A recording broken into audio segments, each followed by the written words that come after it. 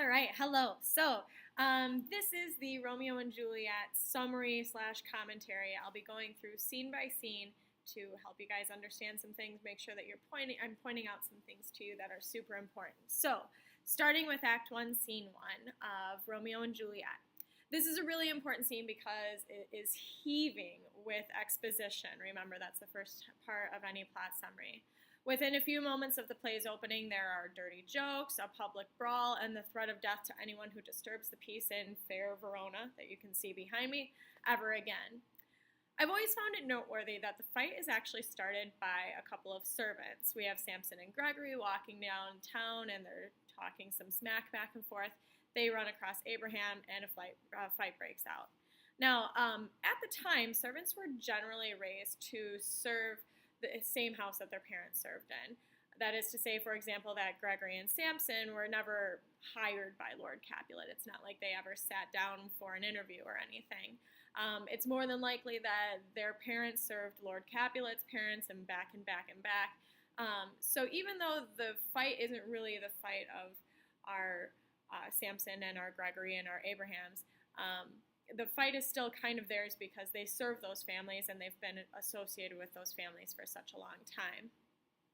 Now, servants aside, Act 1, Scene 1 contains a lot of indirect characterization. Remember, indirect characterization is when the author is revealing what kind of a person a character is by showing the audience or the reader the character's actions.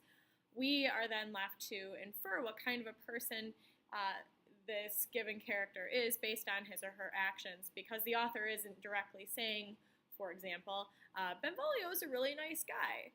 So what we have to do is then think about his actions and then determine what kind of a person he is. Speaking of Benvolio, though, he is a really nice guy.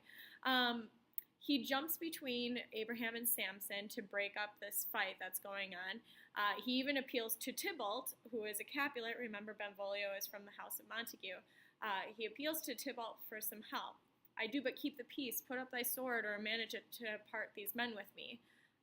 For him to ask someone who is supposedly the sworn enemy of his family to help him break up a fight amongst their own servants proves that Benvolio doesn't really approve of the fighting. He's against it. This is going to play an important role later on, so make sure you remember that. Also, we see Benvolio as a really good friend and a good cousin to Romeo.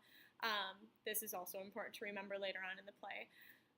Toward the end of Act 1, Scene 1, we meet Romeo, who has been missing all day. Benvolio asks him what's wrong, and when he learns that Romeo is lovesick over someone who will not have him, this is an example of unrequited love, Benvolio acts as any good wingman would and says, examine other beauties.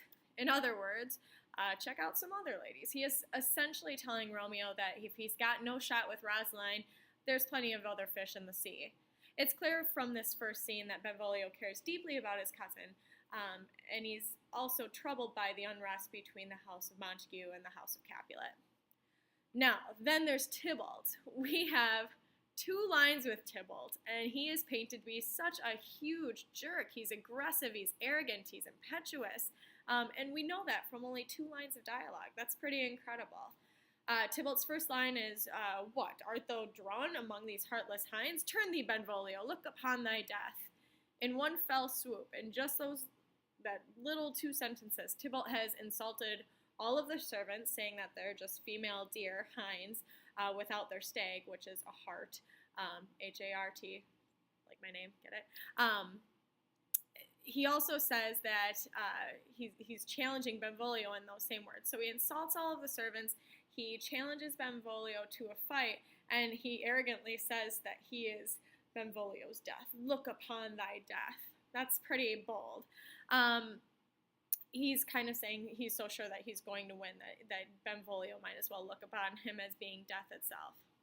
In his next line, he boldly states that he hates peace, hell, Montagues, and Benvolio, and then he attacks Benvolio. So Shakespeare has clearly made us want to hate Tybalt and to label him a bit of a hothead. We must reason then that his aggression is going to appear later in the story.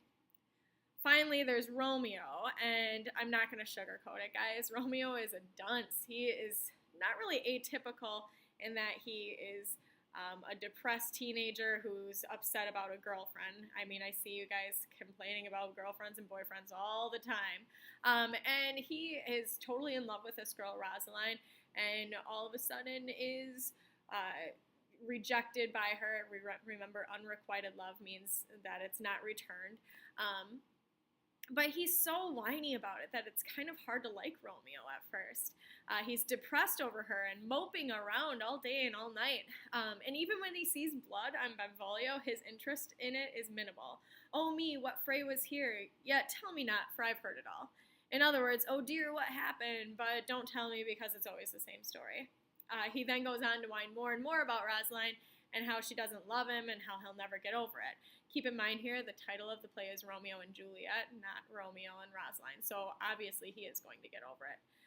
Despite it being rude that Romeo lacks interest in Benvolio's mourning and the fight, we can infer something important in these lines. It's always the same. Seems to mean that Romeo is tired or bored with the fighting between the House of Montague and the House of Capulet. It's as if it doesn't really matter to him at all anymore. This, of course, will be important later on as well. Now, I can't end this video without mentioning the prologue. The chorus presents the prologue, which could be one or several people. The use of chorus is a nod to ancient Greek drama, wherein the chorus would come out at the beginning of each act and recite a poem. In some cases, the chorus would tell exactly what was going to happen, as the chorus does in Romeo and Juliet's prologue. In other cases, the chorus would represent a public opinion of the goings-on in the play. You should note that Shakespeare's prologue for Romeo and Juliet is, in fact, a sonnet, complete with 3 quatrains and a couplet. Check out the rhyme scheme there. It should be A, B, A, B, C, D, C, D, E, F, E, F, G, G. The prologue starts by stating the setting of the play, that it's in the Italian city Verona, which you can see behind me, where there are 2 houses or families that are basically the same status, like they have the same amount of money, more or less, and that they're fighting. We have no idea why they're fighting, though. Keep that in mind throughout the play.